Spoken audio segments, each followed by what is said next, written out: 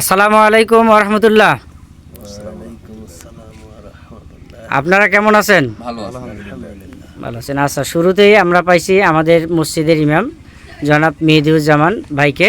পবিত্র রমজান মাস কেমন যাচ্ছে আপনার? আলহামদুলিল্লাহ, মোটামুটি আল্লাহর রহমতে খুব ভালোই যাচ্ছে। ভালোই যাচ্ছে। শুকরিয়া। আচ্ছা, সাধারণ মুসল্লিদের প্রতি আপনাদের কোনো নসিহত থাকবে, যে কোনো একটা নসিহত এই রমজান মাস উপলক্ষে? সাধারণ মসজিদের ওপর নসিহত হচ্ছে রমজান মাসে যে তাকওয়া, সেই তাকওয়াটা যেন তারা সঠিকভাবে অর্জন করে।